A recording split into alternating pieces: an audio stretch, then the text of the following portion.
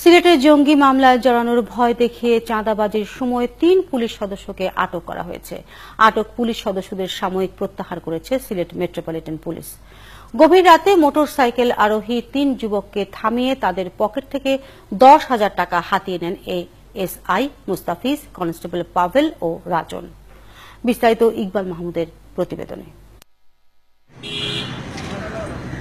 শনিবার গভীর রাতে জাতীয় পার্টির সংসদ সদস্য ইয়াহিয়া চৌধুরীর বাসায় দলীয় সভা শেষে বের হন ছাত্র সমাজ কর্মী আফরুজ, মুস্তাকিম ও দেলোয়ার। নগরের সুবহানীঘাট মোড়ে তাদের গতিরোধ করে মোটরসাইকেলের কাগজপত্র পরীক্ষা করেন টহলরত পুলিশ সদস্যরা। এক পর্যায়ে তাদের পকেট থেকে ১০,০০০ টাকা হাতিয়ে নেন এএসআই মুস্তাফিজ।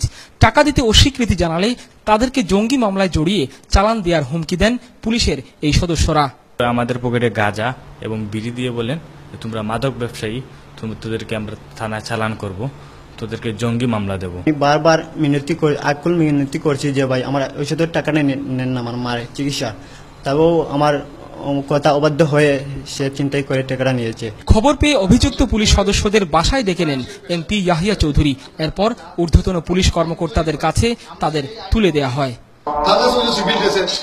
বিভিন্ন সময় পুলিশের ড্রেস লাগে, আমি মনে করতাম যে পুলিশের ড্রেস চিন্তাই করে অভিযুক্ত ৩ পুলিশ সদস্যকে তাৎক্ষণিকভাবে প্রত্যাহার করেছে সিলেট মেট্রোপলিটন পুলিশ।